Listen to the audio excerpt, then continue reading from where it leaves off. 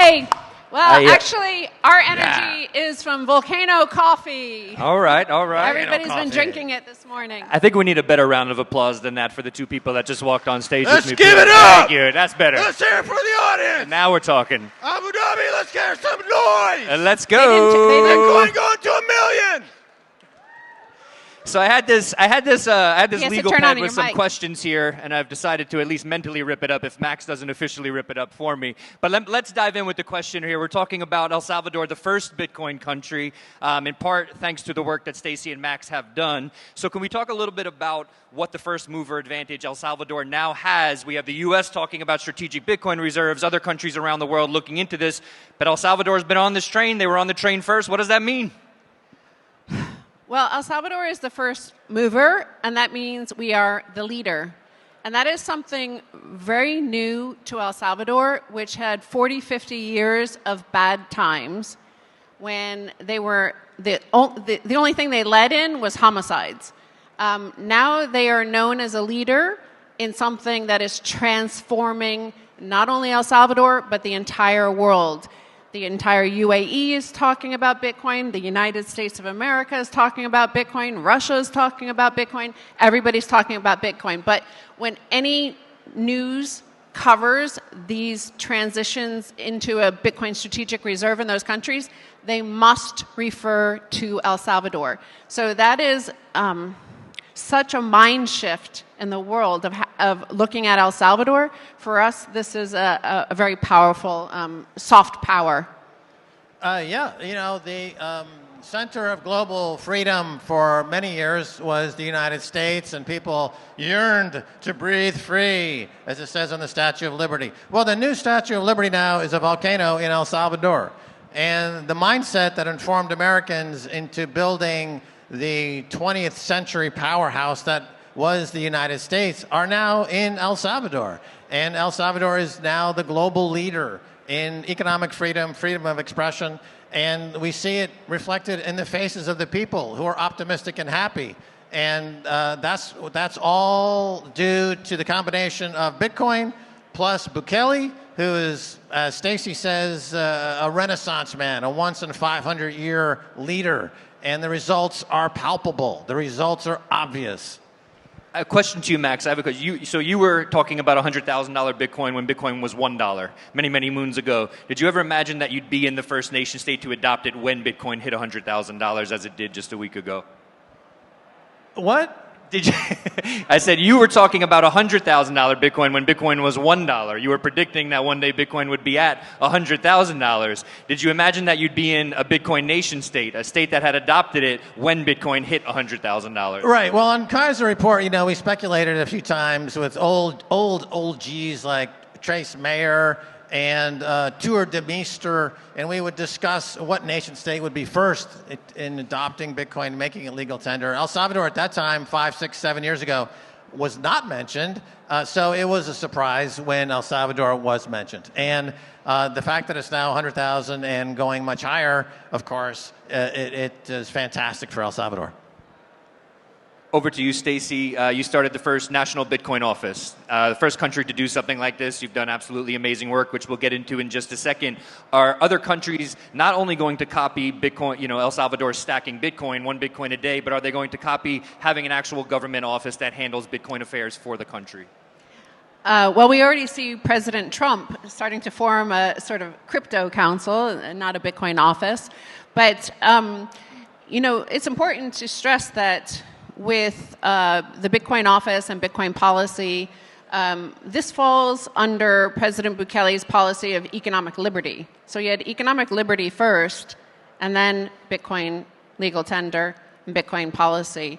So it falls within that, and I found it quite interesting that the most important business school in Europe, INSEAD, published a case study in successful rebranding.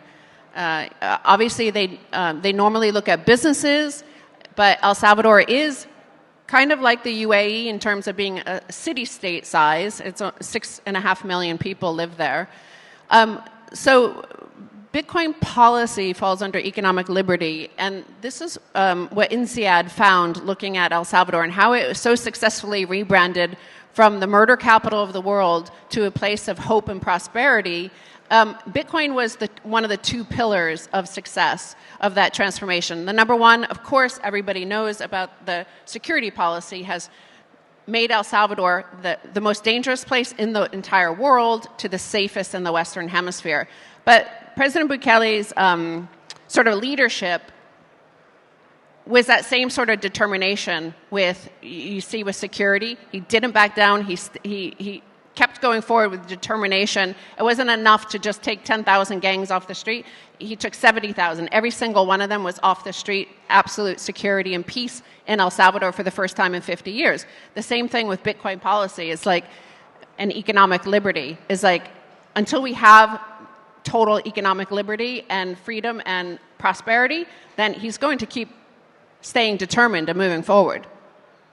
Appreciate that. You've referred to him something as like a cross between many people, but a Steve Jobs sort of a leader. You just mentioned someone that comes along once every 500 years, someone that ushers in what Stacey, I think what you both refer to often as a new renaissance. Can we talk a little bit about the parallels to the original renaissance, to what's going on, and why money is at the center of, or it's like a prerequisite for a renaissance to occur, and why Bitcoin is that money this time around? Well, I kind of came up with this on our podcast before we even met President Bukele, is that we predicted a Renaissance 2.0 would come, because with Florence, when that became what happened there was they had the florin, right?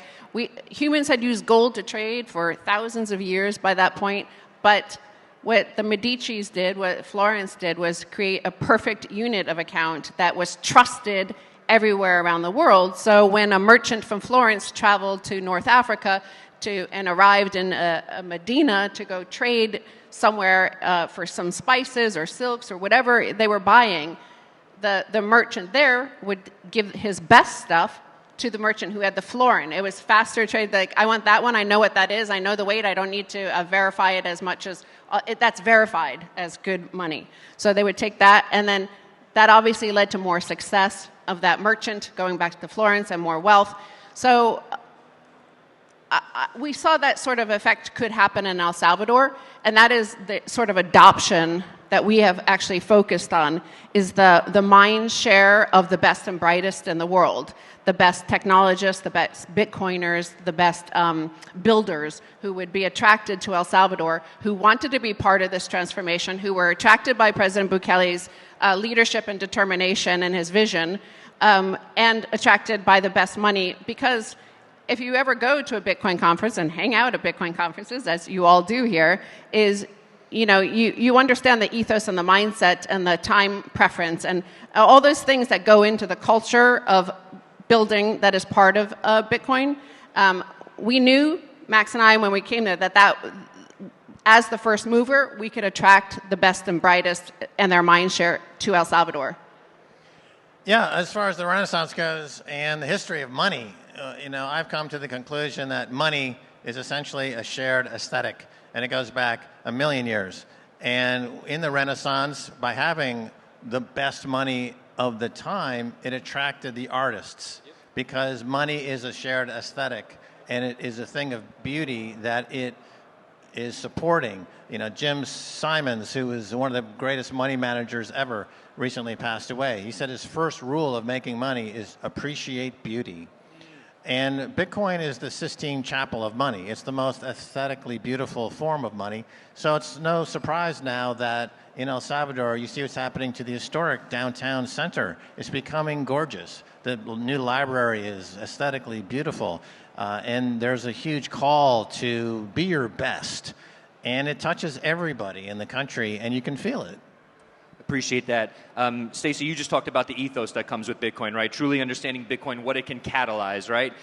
Max, you've been telling the world about that since, 2010, right? You've been yelling about this. So you came in and then taught Bukele. You're a senior advisor to him. What was that process of him really coming to not just see Bitcoin as an opportunity to attract talent, but really starting to understand the ethos and incorporate that into his work as a leader? What has it been like speaking with him about this? Well, like I said, President Bukele is a combination of like a Steve Jobs meets a JFK. And the Steve Jobs comparison is somebody who's incredibly focused on detail, as well as having a vision, an aesthetic vision. And so when we arrived in the late 2021, we had a chance to meet with the president, and we explained what we thought the country should do. And he suggested we move there and be advisors. So that's what we did. But he was already completely on board. I would say, I believe he first mentioned Bitcoin in 2017. He was tweeting about it. And so he already was orange pilled, really. We didn't have any orange pilling to do. But the question of how to bring that to the nation state level, that was a question that needed to be solved. Part of what solves that, I think, is education. Stacy, we spoke for a piece that I wrote for Bitcoin Magazine about the work the Bitcoin office does. Education is at the center of that, all the way from kindergarten all the way up to the university level. Can you talk a little bit about the programs that exist in El Salvador and how important they are? Sure, and that's part of our first mover advantage, and it's a bit of a moat that we've established, is just time in the game, right? So for the past 2 years, we've been running a program combined with Bitcoin Beach team and Me Premier Bitcoin in our high schools. So we've educated thousands and thousands of Salvadoran students on Bitcoin.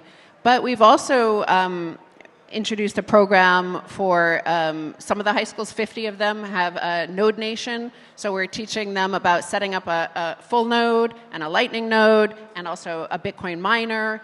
We're about to introduce in January a program for second and third graders of learning about money. I mean, it's not detailed into Bitcoin, but it does talk about Bitcoin in a way unique for second and third graders, and Lena Seish is involved with that, as well as Me Premier Bitcoin. We've educated 80,000 bureaucrats and civil servants in El Salvador through a program that, Max and I were the... we do the master class on that, and Giacomo Zucco and Plan B helped with the 3-day course on that.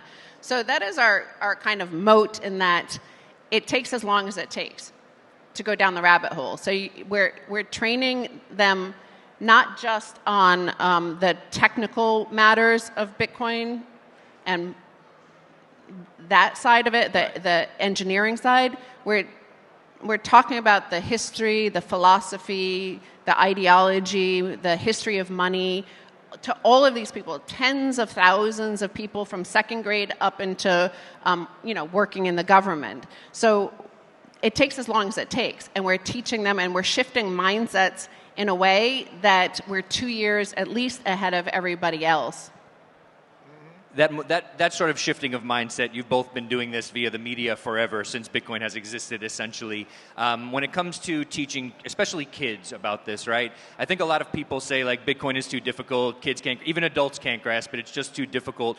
Can we counter that with the evidence that you've seen when it comes to, especially the elementary schools? What is it that eventually gets through to the kids? What is it that really gets them to sort of grasp it? What gets the light bulbs to go off? Well, if you've met our Kubo Plus students, right? Kubo Plus is the Advanced Bitcoin and Lightning Devs program, and we started that a year and a half ago. We've graduated 21 of this very advanced. So it's a whole program that starts out with like 100 students, and it narrows down to 7 students who are sent to Europe. And again, for a wealthy country like the UAE, perhaps this is like ordinary. But for El Salvador, where it came from, in total, we've now sent 16 students to Europe to participate in Bitcoin conferences and further Bitcoin education there. And most of them, all but 2, had never even left El Salvador. So they went to Tuscany and Lugano in Switzerland, and they met people who were, astounded that they were from El Salvador. Wow, you're from El Salvador, Bitcoin country. And they started to look, in El Salvador, a lot of Salvadorans will tell us that it used to be an embarrassing place to come from, because this is a place you fled, and it was a small country, and it was a poor country, and it was a dangerous country, and they fled to America, and they wouldn't want to tell people they were from El Salvador. But now they got to that sort of mindset shift that President Bukele is always talking about. They got to be suddenly proud and say, wow, just Bitcoin did this, and President Bukele did this, and you can transform a nation just like that if you have a good leader. Yeah, demographically, it's a lot harder to teach boomers about Bitcoin than it is kids.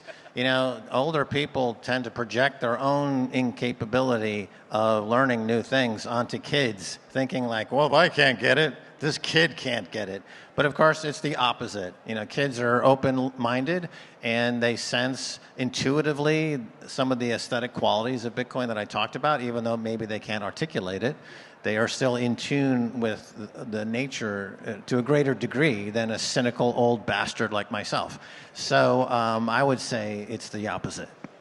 Fair enough. I remember when Milei was elected, I think you tweeted something like, we have to start this conversation with him. So what other leaders around the world are, I mean, maybe not, we don't have to get into sharing that. I'm sure you can't say that necessarily. But what are leaders asking, let's say, if they're getting in touch with you, they're getting in touch with maybe with Bukele to say, okay, what's working here, what's not working here? And also, what are the roadblocks for other leaders? I mean, it seems like El Salvador is this beautiful case study. Things are working, adoption is happening, you have these education programs. It seems like, well, why doesn't everyone else just follow suit? What seems to be the struggle for other leaders around the world who are sort of paying attention but maybe can't implement things the same way?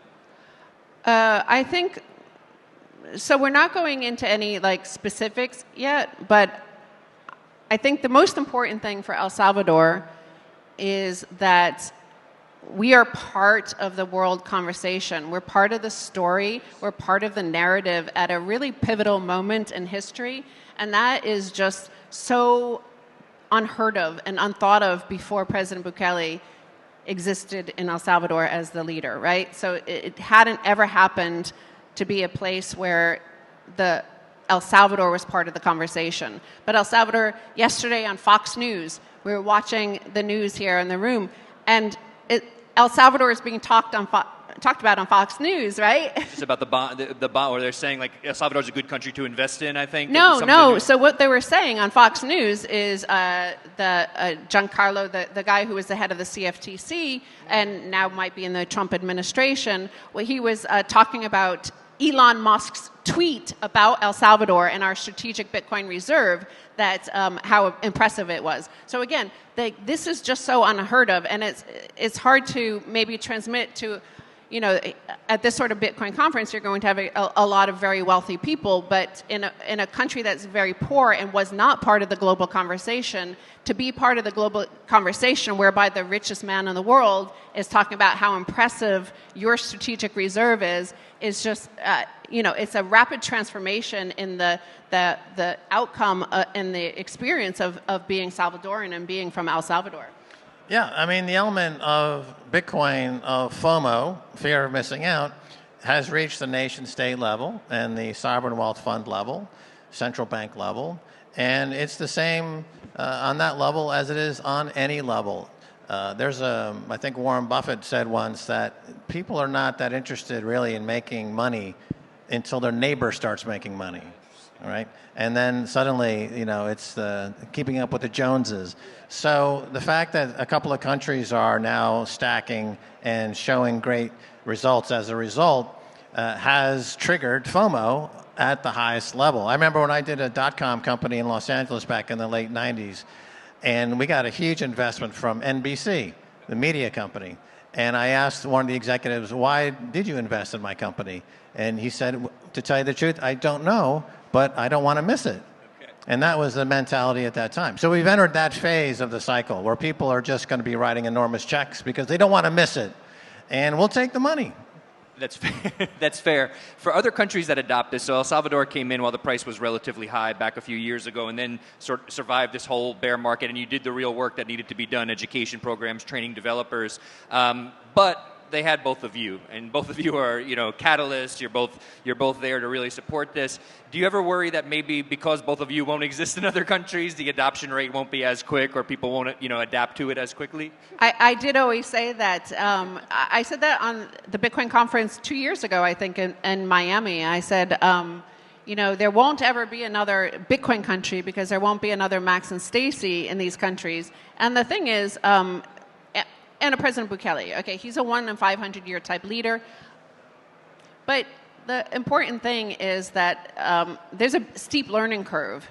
Okay, first of all, El Salvador was told the two pillars of their rebrand were security and Bitcoin policy. It's now a case study from INSEAD. both of them, it's really important to understand, global institutions and global important media on both of those items, those two pillars of President Bukele's program, where it said these are impossible and they cannot be done. You will not succeed. They all said that. They said that about his security regime. At first they called him a dictator and they said it's impossible. You're going to crash your economy. A certain global institution told them that you're going to crash your economy if you lock up the gangsters. And he continued, determined, moving forward. The same thing with Bitcoin. And now it's transforming global geopolitics. Argentina is adopting our security policy.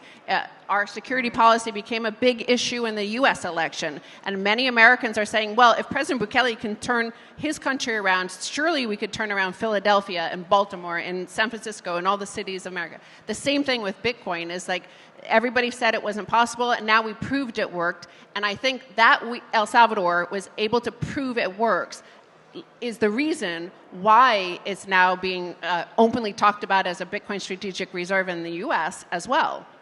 Yeah, Bitcoin demonetizes violence, and this is in part of why the security model in El Salvador has been so successful, because the mindset of Bitcoin is a demonetization of violence. It monetizes peace and love.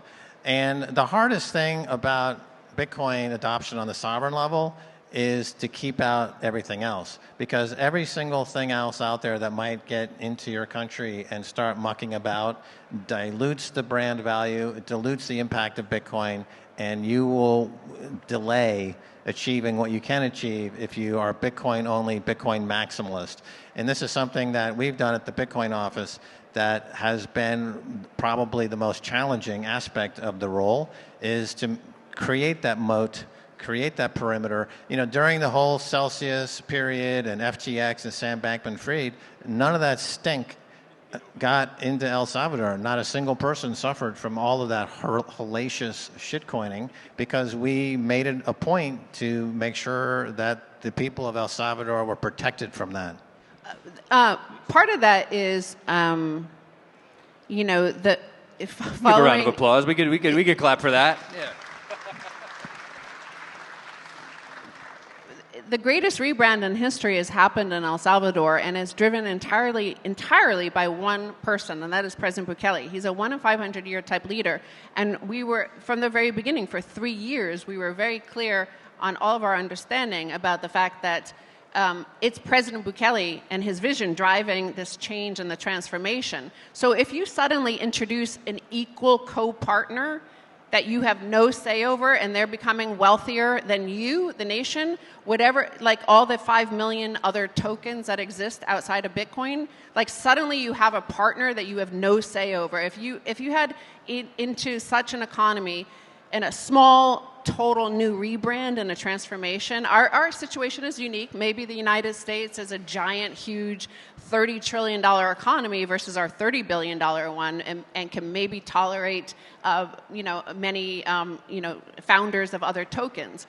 But for El Salvador, it had to be like very clear and focused and on a vision of economic liberty that the president wanted to introduce. So there's no number two next to him that is outside the country, living somewhere else, traveling around the world, becoming wealthier as the coin rises because of your adoption of that. So we are very focused on just being excellence only, the number one only, the best only, because that's how a small country asymmetrically can catapult up to the top, and it has succeeded because we're in our hotel room and watching Fox News, and there we are being talked about, right?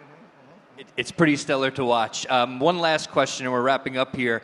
So you have someone now like Maya Parpo running for president of Suriname, saying she wants to put the country on a Bitcoin standard. Just maybe a piece of advice to other leaders, not just her per se, but other leaders who may be, and especially from what gets termed the Global South, a term I have mixed feelings about, but other Latin American leaders from maybe smaller countries. What advice would you give if you're going to run on a pro-Bitcoin platform?